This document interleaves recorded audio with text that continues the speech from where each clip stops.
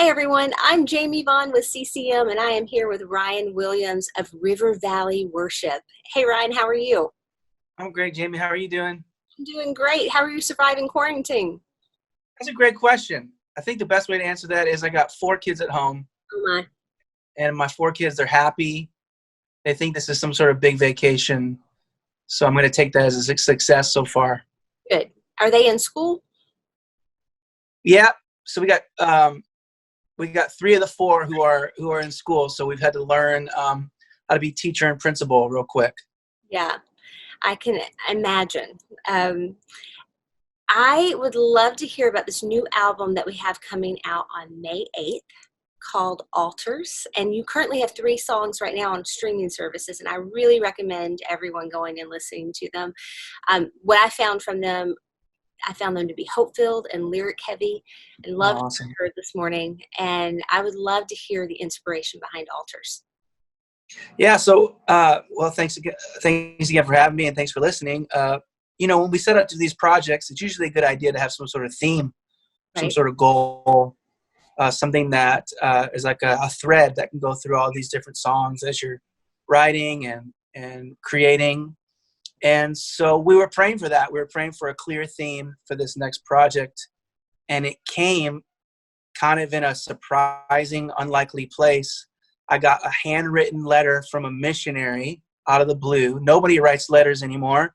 So I had this letter sitting on my desk. It was 4 pages, and it read like a book of the Bible. It was so timely for myself personally, for our team, for our church, and it was just a real kind of a prophetic encouragement. And one of the lines in that letter was referring to me as a worship leader, and it said, "Ryan, you have to realize that when you lead worship and you step up on a stage, that you're not standing on a stage or a platform, you're standing on an altar." And just as quick as I read that sentence, it just shifted something in my heart and my spirit. And this whole idea of altars over stages kind of became the theme for our team for this album for this coming year. I heard a pastor one day say to remember that you are not a worship leader, you are the lead worshiper. And that always stuck. Yeah. And I love that. And when I read about the missionary's letter to you, that just struck my heart so much. I'm so glad. What do you want the listener to take away from this project? You know, when someone's in their car listening or they have their headphones in, wherever they're at, I would hope that they take away from this project that no matter what's going on in their life, no matter what the narrative is around them, what people are saying to them, what they're hearing, what they believe about themselves, that Jesus at the center of a life, Jesus at the center of this world is the answer. It's the cure. It's the remedy. It's the truth.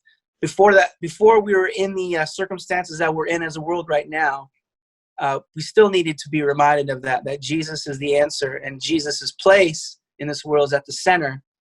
And again, even more so in this day and age, I think that rings true even more.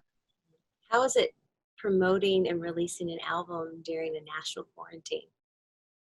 Well, you try to you have these conversations about production and release and calendars and schedules.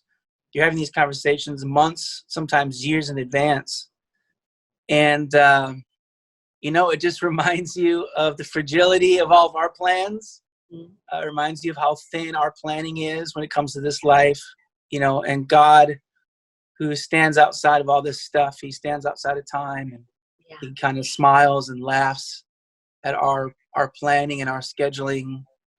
He knew when this album would be released. He knew what kind of atmosphere it'd be released into.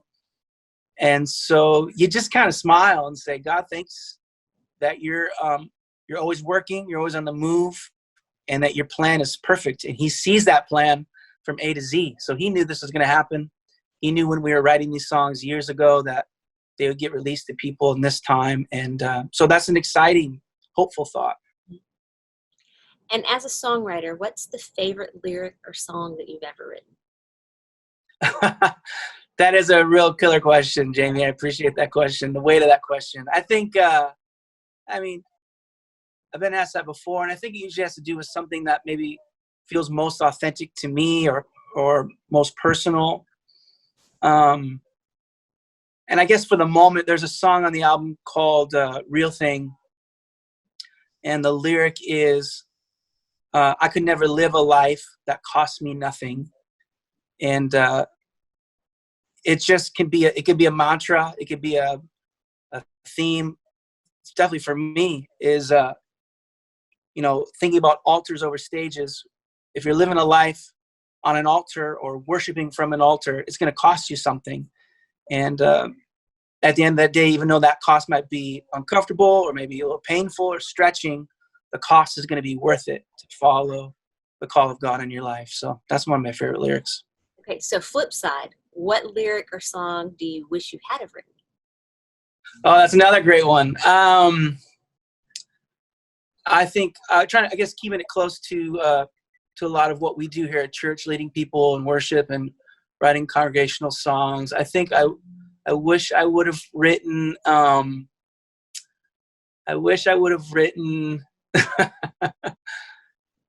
Probably something by Joel Houston of Hillsong United. So it'd probably be. I got one. There's a song called "So Will I."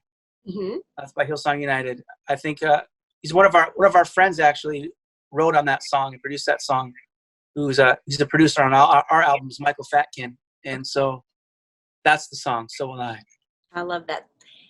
Message of hope that you want the viewer to take away today. Message of hope, I think, is it goes back to the theme. Obviously, following Jesus is going to cost you something. But the exchange that you make in counting that cost is worth it. It's better than what you could have lived or dreamt or worked for on your own. A life with Jesus, it's a thrill, it's an adventure.